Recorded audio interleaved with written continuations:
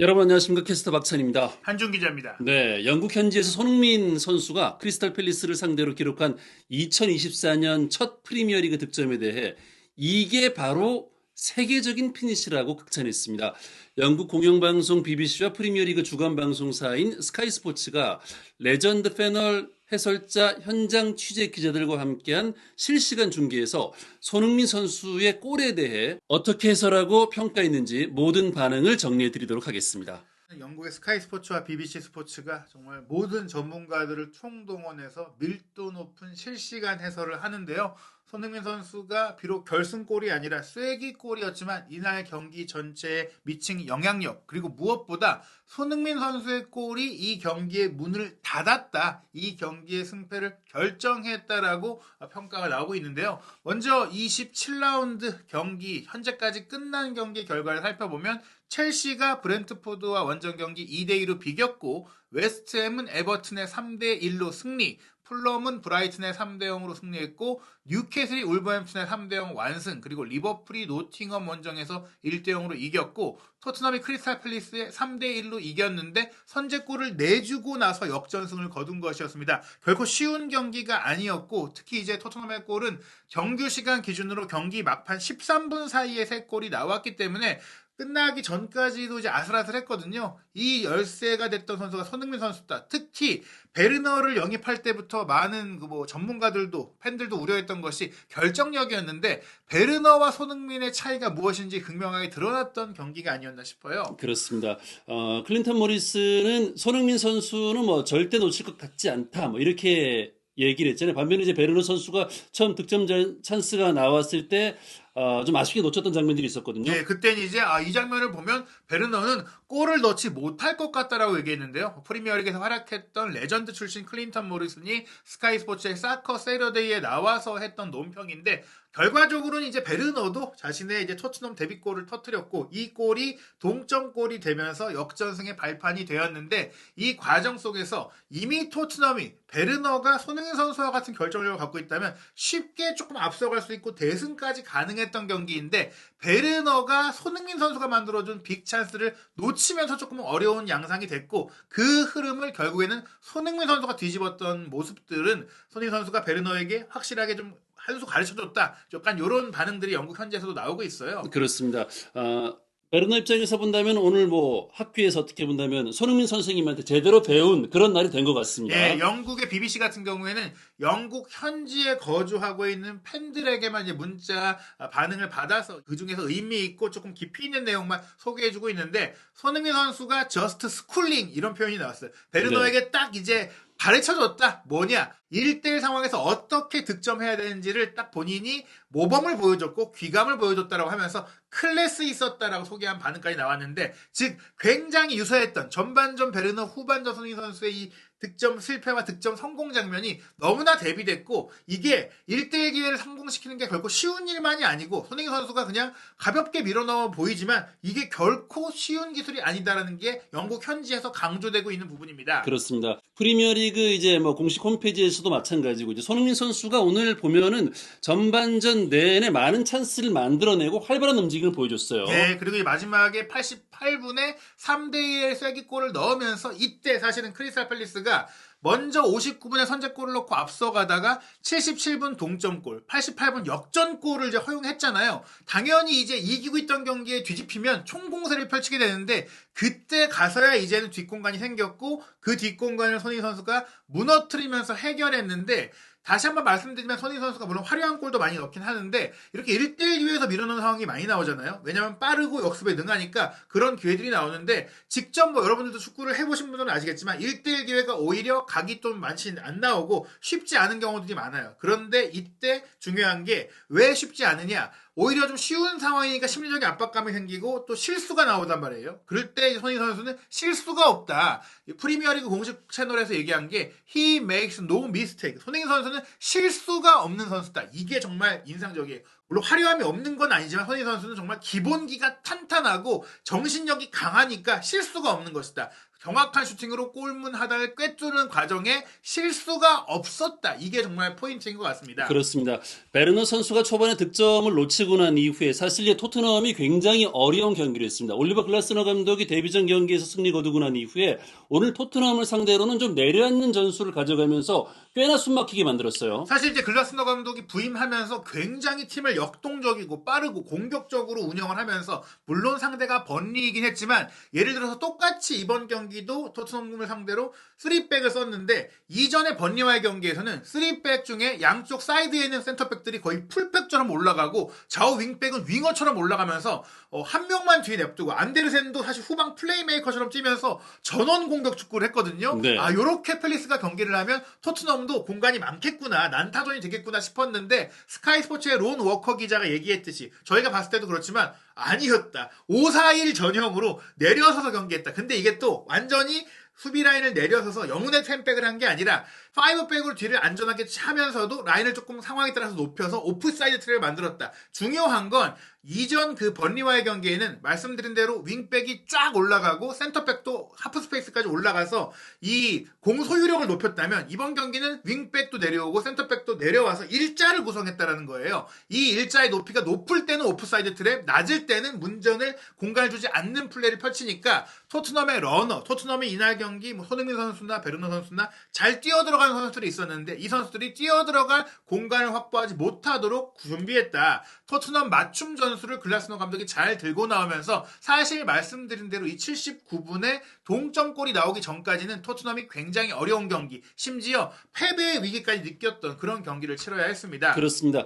아시안컵에서 돌아와서 지난 라운드 이제 경기 뛸 때보다 손흥민 선수가 훨씬 몸이 가벼워 보였고 팀의 경기력을 좀 주도하는 모습이 아주 인상적이었죠. 네, 실제로 클린턴 머리슨도 경기 초반 전반 17, 18분 손흥민 선수가 뒷공간으로 빠져들어가면서 샘 존스톤 골키퍼와 1대1 기회를 맞이한 장면들을 보면서 그 장면 이전까지도 손흥민 선수가 현재 시점까지 토트넘에서 가장 활기차게 움직이는 선수다. 반면에 부상에서 돌아온 메디슨은 아직 경기에 제대로 영향력을 발휘하지 못하고 있다고 설명을 했는데 스카이 스포츠의 실시간 중계에서도 존스톤 골키퍼가 이 손흥민 선수의 침투를 막아내긴 했는데 이게 운이 좋았기 때문이다. 손흥민 선수가 못해서가 아니라 손흥민 선수 자체는 워드와 안데르센의 뒷공간으로 잘 빠져들어갔는데 공이 살짝 흐르는 운이 따랐기 때문에 펠리스가 막을 수 있었다라고 소개를 했거든요. 그렇습니다. 영국 BBC 중계에서도 이제 손흥민 선수의 이제 플레이를 좀 극찬을 했었고 손흥민의 속도 때문에 크리스탈 팰리스가 꽤나 어려움을 겪었습니다. 예, 위기가 있었고 손흥민 선수의 속도가 그 위기의 진원지였다고 했는데요. 바로 이 장면이었어요. 네. 전반 16분인데 우도기 선수가 이제 가운데로 공을 연결했을 때 메디슨이 밑으로 내려오고 벤탄쿠르가 앞으로 올라가는 교차 움직임을 통해서 팰리스 미드필드 라인에 혼란을 줬거든요. 이때 메디슨의 패스를 받은 벤탄쿠르가 바깥쪽에서 들어가는 손흥민 선수를 향해서 날카로운 스루 패스를 줬어요. 손흥민 선수가 9번 최전방 공격수로 나왔지만 왼쪽 사이드로 돌아서 들어가니까 팰리스의 3백이 순간적으로 손흥민 선수를 완전히 놓친 것이죠. 그런데 존스톤 골키퍼가 빨리 나와주기도 했지만 공이 살짝 밑으로 흘러내려가면서 차단할 수 있었던 손흥민 선수가 조금 한 발만 빨랐다면 골키퍼를 제치고 득점까지 할 수 있었던 기회였는데 이게 무산이 됐습니다. 그렇습니다. 저 장면 이후에 또 아주 멋진 장면이 한번 나왔는데 사실 손흥민이 완벽하게 만들어줬고 베르너는 이거를 넣었더라면 오늘 경기 양상이 완전 달라질 수 있었거든요. 예, 전반 18분 You've got to score라고 스카이 네. 스포츠가 얘기했는데 이거는 넣었어야지 라고 얘기한 겁니다. 바로 손흥민 선수가 하프라인을 통과시키면서 내준 스루 패스를 베르너에게 연결해줬고 베르너도 이 패스를 받았을 때 터치는 좋았어요. 몰고 가는 것까지 좋았고 이에 대해서 이제 스카이 스포츠도 골키퍼랑 1대1까지 가니까 이 독일 선수 베르너의 페이스, 속도는 의심의 여지가 없다. 확실하게 이 선수가 빠르구나. 그런데 문제는 마무리는 전혀 다른 문제다. 해결 능력이 역시 떨어진다라고 하면서 존스톤 골키퍼와의 1대1 상황에서 솔직히 조금 베르너가 자신감이 없어 보였다라고 스카이 스포츠가 얘기합니다. 이길 수 있다고 믿지 못했기 때문에 따돌리려고 하다가 공을 끌었죠. 그러면서 골키퍼인 존스톤이 안 따돌려지면서 가까이 가서 맞게 됐다. 이에 대해서 이제 좀 안아줄 필요가 있다라고 네. 위로를 하긴 했지만 BBC에서는 조금 더 가혹한 평가를 했죠. 그렇습니다. 이런 티모 베르너가 팀을 1대0으로 앞설 수 있는 절호의 기회를 잡았습니다. 공을 잡고 경기장 중앙을 질주하며 골키퍼 1대1로 맞섰지만 오른쪽으로 쇄도하는 샘 존스톤을 피해서 슛을 시도합니다. 이번에는 정말 잘 막아냅니다. 골키퍼를 칭찬하긴 했습니다만 사실 티모 베르너가 슈팅 타임을 좀 더 일찍 가져가거나 오른쪽으로 돌아 들어갔다는 얘기는 좀 자신감이 없었다는 얘기 그렇죠. 아닙니까? 빠르게 마무리를 하거나 뭐 제친다면 여기서 이제 골키퍼 키를 넘긴다거나 이 정도 수준의 이게 독일 대표까지 지낸 선수고 프리미어리그 공격수라면 이런 기회를 놓치는 게 조금 말이 안 되거든요. 특히나 아쉬웠던 게 이 상황이 손흥민 선수의 미친 스루 패스로 소통이 남았다. 벤탄쿠르 선수가 공을 자르면서 공을 이어받았을 때 지금 보세요. 손흥민 선수가 얼마나 영향력이 높은가. 최전방 원톱으로 배치가 됐지만 순간적으로 본인이 10번 플레이메이커 자리로 내려오고 베르너가 최전방 공격수로 이제 스위칭해서 올라가는 상태에서 왼발로 자신의 약발인 왼발로 수비 2명 사이를 통과하는 네. 기가 막힌 스루 패스를 띄워서 찔러줬다. 와 이건 진짜 손흥민 선수가 정말 전천후 선수다. 골만 잘 넣는 선수가 아니라 경기 전체를 지배하고 경기 전체를 운영하는 선수인 것을 보여주는 장면인데 이거를 못 넣은 겁니다. 그렇습니다. 티모 베르노에게 데뷔골의 기회를 완벽하게 만들어줬는데 이 선물을 제대로 받지 못한 티모 베르노 선수였습니다. 네. 하지만 또 좀 다행이긴 했어요. 네. 나중에 또 골을 넣었으니까요. 네, 뒷공간이 활짝 열려 있었는데 실패했고요. 그 다음에도 이제 전반 32분 이 장면을 얘기 드리면서 많은 분들이 뭐 이렇게 볼 수 있어요. 아니 우리가 손흥민 선수가 우리 선수니까 대한민국 선수니까 좀 손흥민 선수의 팔이 안으로 굽어서 한 거 아니냐. 로얄의 패스가 길었다고 제가 말씀을 드렸는데 손흥민 선수가 좀 앞에 가서 넣었을 수 있지 않겠냐라고 이제 말씀하실 수도 있는데 스카이 스포츠에서도 이렇게 얘기했습니다. 전방에 있는 손흥민 선수를 발견한 로얄이 낮게 깔아주려고 했는데 이 공이 주장 손흥민 선수보다 몇 발 앞에 있었고 스피드가 좋은 워프 스피드 이게 순간이동 가능한 베르너도 침투했지만 베르너까지 받지 못할 정도로 그렇습니다. 패스가 빗나갔다라고 전반 32분의 장면을 설명하는데 바로 이 장면이에요. 네, 바로 이 장면이죠. 메디슨이 이제 오른쪽에 있는 클루셉스키에게 연결했고요. 로얄에게 또 바로 줬어요. 그리고 이제 로얄이 손흥민 선수가 들어가고 있었고 반대쪽에는 또 베르너 선수가 들어가고 있었는데 이렇게 속도 빠른 선수 2명이 들어갔음에도 불구하고 패스가 부정확했어요. 네, 즉 여기 앞으로 이제 밀어만 줬으면 손흥민 선수가 툭 밀어넣거나 혹은 손흥민 선수가 놓치더라도 왼쪽에 베르너가 다시 이어받는다면 컵백을 주든지 재차 네. 공격이 가능했는데 이 공이 그냥 바깥으로 나갔다. 이거 역시 프리미어리그 수준에서 나올 수 없는 좀 아쉬운 패스 정확성이었는데 손흥민 선수의 위치 선정이 얼마나 좋은가. 최전방 공격수로 뛸 때 지금 보세요. 옵사이드 트랩에도 안 걸렸어요. 그렇습니다. 라인 보세요. 라인 지키고 들어가잖아요. 네. 정말 손흥민 선수가 얼마나 지능이 뛰어난지를 보여주는 또 하나의 장면이었습니다. 그렇습니다. 자, 손흥민 선수의 이제 활약이 계속 이어졌습니다. 득점이 되지 않는 가운데 또 한 번 손흥민 선수에게 찬스가 왔어요. 후반전에는 골대 강타의 아쉬움이 있었는데요. BBC에서 이 손흥민 선수의 골대 강타 슈팅에 대해서 로우 파워풀 슈팅이라고 낮게 강하게 때린 슈팅이었다라고 얘기했는데 아쉽게도 골대를 강타했다라고 소개를 했고요. 스카이 스포츠도 이 같은 장면 54분의 장면을 보면서 토트넘이 이제 정말 득점에 가까워지고 있다라고 얘기했습니다. 아직까지 0대0 상황이었는데 존 스톤이 정말 잘 사수를 하고 있었잖아요. 골문을. 그 골문을 10번 했고 홈팬들의 탄성이 터져 나왔다고 했는데 네. 이 장면은 클루셉스키도 공을 잘 주긴 했지만 손흥민 선수가 앞으로 가는 척 하다가 멈춰서면서 수비는 앞으로 쏠리게 만들고 정말 수비 모두를 따돌리고 프리 찬스로 오른발 슈팅을 가져갔기 때문에 아 이거 골이겠구나 했는데 하필이면 이게 살짝 빗맞은 거잖아요. 그런데 지금 보면 화면에서 볼 수도 있습니다만 앞에 수비수가 각도를 좁혔고 공간이 많지 않았어요. 정말 정확한 슈팅을 때렸는데 그게 골대를 때리고 예, 말았어요. 불운이었다고 볼 수 있고 하필이면 또 연달아 나온 불운이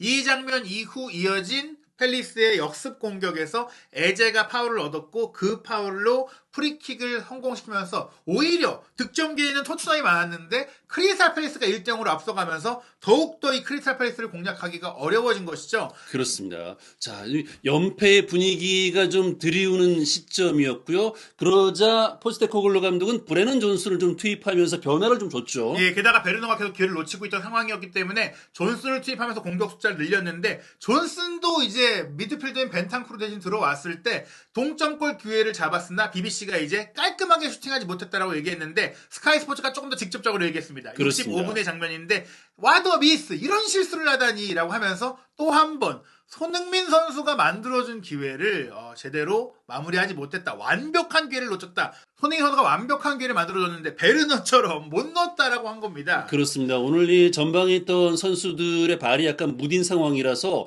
후반전 시간이 갈수록 좀 불안한 마음으로 경기를 지켜봤었는데요.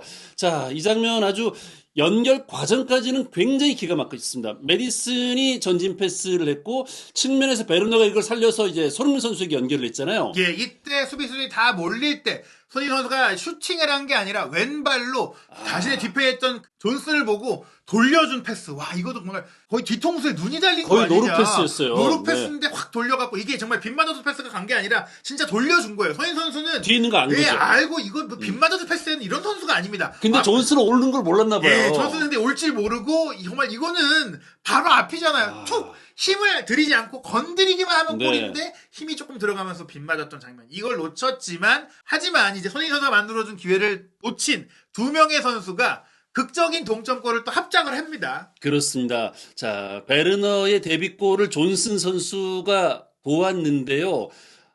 이 골이 들어가면서 이제 분위기가 좀 달라지기 시작을 했습니다. 예, 그리고 네이덤 오누화 맨시티 출신 수비수 현재 해설가로 활동하고 있는데 BBC의 파이널 스코어에 나와서 존슨이 이 골에 만든 주인공이다. 네. 베르너가 골을 넣었지만 베르너가 토트넘의 데뷔골을 넣었기 때문에 베르너가 이제 아무래도 조명을 받겠지만 이 골은 존슨이 만든 것이고 또 반대로 팰리스 수비들은 이 장면은 절대 해선 안 될 실수가 나왔다라고 했는데요. 바로 이 장면이었죠. 그렇습니다. 자, 브레넌 존슨과 이제 수비 경합들이 있었는데 사실 이제 브레넌 존스가 저 장면에서 굉장히 악착같이 좀 달려들었어요. 예, 안데르센이 사실 공을 이제 등진 상태에서 확보하고 여기까지 압박하지 않겠지라고 안일하게 생각한 것 같아요. 하지만 끝까지 존슨이 쫓아가서 파울 없이 공을 따냈고 그 다음에 달려드는 리차즈까지도 따돌리면서 반대편 침투하는 베르너에게 공을 밀어줬는데 베르너가 왜 수비 견제를 안 받을 수 있었냐? 손흥민 선수가 중앙에 있다가 뒤로 슬쩍 또 빠져나오면서 네. 아까 이제 골대 때린 장면에서 이렇게 뒤로 빠져서 슈팅하니까 수비수들이 멈칫했어요. 멈칫했어. 이번에도 마찬가지로 또 손흥민 선수 쪽으로 공이 오나보다 멈칫했을 때 오히려 반대에서 베르너가 들어오고 그 베르너를 보고 또 존슨도 잘 밀어주면서 동점골이 나온 것이죠. 그렇습니다. 베르너 입장에서 본다면 오늘 만약에 경기를 패배하거나 이기지 못했더라면 그 첫 골 놓친 것에 대한 트라우마가 있어서 앞으로 이후에도 좀 부정적인 작용을 했을 거예요. 예, 지금 히샤이송까지 부상으로 빠진 상태이기 때문에 베르너가 잘해줄 필요가 있는 상황이었는데 이 골을 통해서 이제 자신감을 얻게 된 것 같고 또 동점골이 터지니까 역시 토트넘은 기세의 팀이잖아요. 그렇습니다. 바로 역전골까지 나왔어요. 네, 자 캐릭터가 나왔는데 바로 이제 로메로 선수의 역전골이 나왔는데요. 이 골을 기점으로 토트넘은 완전히 살아났습니다. 예, 영국 BBC에서도 토트넘답게 뒤집었다는 얘기예요. 토트넘이 막판에 강하고 뒤집기에 강하고 정말 많은 골이 나오는 경기를 하는 흥미진진한 팀이잖아요. 여기서 이제 메디슨의 패스가 러블리했다라는 반응들도 있었는데 바로 이 장면입니다. 그렇습니다. 로얄이 스로인을 했고 메디슨이 지금 앞에 수비수가 두 명이나 붙어 있었는데 굉장히 감각적으로 띄워줬어요. 예, 이제 공이 떠 있는 상태에서 툭 차갖고 하프 발리 크로스를 보냈고 세트피스 상황에서 공격에 가담해 있던 로메로가 미쳐 내려가기 전에 그대로 남아 있었고 사실 손흥민 선수가 원톱으로 뛸 때는 헤더에 대한 좀 아쉬움들이 있잖아요. 그렇기 네. 때문에 헤더를 다른 선수들이 해줘야 되는데 로메로가 미쳐 못 내려간 게 운이 좋았죠. 여기서 정말 엄청난 헤더 슈팅을 꽂아 넣으면서 2대1이 됐는데 이 다음에 팰리스가 총공세를 펼쳤기 때문에 또 토트넘이 수비적으로는 좀 아쉬운 면이 있다 보니까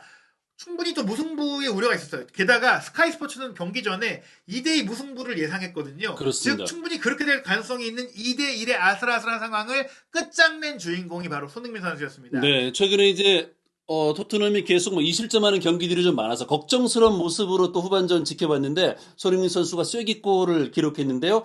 판다펜 선수가 이제 우도기 선수에게 연결했고 우도기 선수가 상대 선수들과 등진 과정에서 약간 좀 우당탕탕하는 모습이 나왔죠. 예, 넘어지면서도 존슨에게 연결했는데 여기서 존슨이 공을 잡지 않고 받음과 동시에 뒤로 빠져들어가는 손흥민 선수한테 스루 패스를 준 게 좋았고 또 손흥민 선수도 리차드 선수의 이제 뒤에서 들어갔어요. 네. 분명히 마음이 급하거나 하면 베르너나 히샤이송 같은 경우 좀 앞에 가서 빨리 골을 넣고 싶어가지고 나가다가 옵사이드에 걸리는데 손흥민 선수는 침착하게 보고 들어간 이 축구 지능 여기에 또 베르너가 저번에 놓쳤던 것처럼 꽤 많이 질주를 했는데 그동안 페이스도 유지하고 침착함도 유지하고 골문 구석으로 차분하게 찔러 넣으면서 3대1을 만들었습니다. 그렇습니다. 저 장면은 아마 이제 베르너 선수가 흥민이 형은 어떻게 하면 저렇게 골을 잘 넣을까? 어느 타이밍에 슈팅을 했을까? 요거 좀 잘 보고 연구를 좀 해야 될 것 같아요. 영국의 BBC 중계에서도 손흥민 선수가 하프라인부터 질주했다. 승점 3점을 챙겨가는 쿨한 골이었다. 멋진 골이었다. 이 골로 토트넘의 승리가 확정됐다라면서 아직 경기가 끝나지 않은 실시간 중계 코멘트였는데 추가 시간이 또 최근에 길잖아요. 실제로 네. 이날 경기도 5분 이상의 7분 가까이 추가 시간이 주어졌음에도 더 이상 팰리스는 기회가 없다. 손흥민 골 터지면 못 이긴다. 뭐 이런 확신에 찬 반응이 나왔습니다. 그렇습니다. 자, 새해 들어서 아시안컵에서 돌아온 손흥민 선수가 활짝 웃으면서 찰칵 세레머니를 오랜만에 또 선보였어요. 예, 게다가 영국 스카이 스포츠는 직접적으로 손흥민 선수는 전반전에 베르너와 같은 실수를 하지 않았다. 미스테이크 베르너라는 표현까지 쓰면서 손흥민 선수는 손흥민 선수는 그런 실수를 절대 안 하는 선수다라고 이제 표현까지 했는데, 그리고 나서 이제 앞서 말씀드린 클린턴 모리슨의 멘트 전체 내용이 보면 굉장히 흥미로워요. 어떤 그렇습니다. 얘기를 했느냐 살펴보겠습니다. 네, 좋은 골이에요. 안데르센에겐 악몽 같은 날일 겁니다. 손흥민이 플레이를 시작했을 때 골로 향할 때 그를 잡을 수 없었어요. 그리고 손흥민 선수는 이런 기회를 놓치지 않죠. 여러분은 월드 클래스 선수가 어떻게 마무리하는지 잘 보실 수 있었을 겁니다. 손흥민 선수의 눈부신 피니시였어요. 골문 하단 구석으로 패스하듯 때려넣었죠. 3대1. 게임 끝났습니다. 예, 이게 정말 대단한데, 이 피니시, 이 마무리가 그냥 뭐 쉬워 보이지만 월드 클래스가 할 수 있는 세계 최고 수준의 마무리가 이런 것이다. 뭐 펠레가 했던 유명한 말이잖아요. 이제 슈팅은 골로 가는 마지막 패스다. 이제 네. 그런 얘기를 했는데, 이게 이제 세기가 아니라 다 선수들의 베르너의 슈팅은 뭐 너무 늦게 하다가 막혔고, 존슨의 슈팅은 떴고 막 많은 식으로 슈팅도 있었는데, 이 속도를 유지하면서 툭 밀어넣는데 정말 이게 감아서 또 손이 닿을 수 없도록 패스하듯이 정말 완벽한 이제 골이었다고 볼 수 있고, 영국 BBC의 이제 해설자인 크리스 와이즈 같은 경우도 흥미로운 얘기를 했는데요. Once the South Korean had the ball at his feet 40 yards away from goal. 이게 굉장히 흥미로워요. 네. 골문에서 40야드, 뭐 대충 40여 미터 거리에서 이 한국인 선수가 공을 잡았을 때 무슨 일이 일어났을지, 어떤 일이 일어날지를 정확하게 아셨을 거다. 베르너가 여기서 공을 갖고 질주할 때는 넣을 수 있을까? 못 넣을까? 이런 고민들이 났고 결국에 못 넣었는데, 손흥민 선수가 똑같은 위치에 잡았다. 이건 골이지. 볼 것도 없지. 실제로 그렇게 골을 넣었다. 손흥민 선수의 결정력이 얼마나 큰 신뢰를 전 세계적으로 유럽에서 느끼고 있는지 정말 볼 수 있는 그런 발언이었습니다. 그렇습니다. 자, 토트넘 같은 경기를 오늘 펼쳤는데요. 앞으로 토트넘에게 이제 챔피언스리그 순위를 향한 경쟁이 계속 펼쳐질 텐데 다음 경기가 정말 중요하죠. 예, 현재 4위인 에스턴 빌라와 맞대결이 3월 10일 일요일 밤 10시에 열리게 되는데요. 토트넘이 원정을 가는 상황이고, 또 토트넘이 한 경기를 덜 치른 상황이기 때문에 이 경기를 이기면 확실히 자력으로 4위가 가능한 상황. 이 경기를 못 이길 경우에는 이제 빌라가 스스로 무너지길 바라야 되는 어려운 상황이 될 수 있으니까, 앞으로의 일정 중에 또 가장 중요한 경기가 이 경기라고 볼 수 있겠습니다. 그렇습니다. 앞으로 펼쳐질 토트넘의 손흥민 선수의 활약을 한준TV의 구독, 좋아요, 알림 설정 통해 최신 영상 놓치지 마십시오.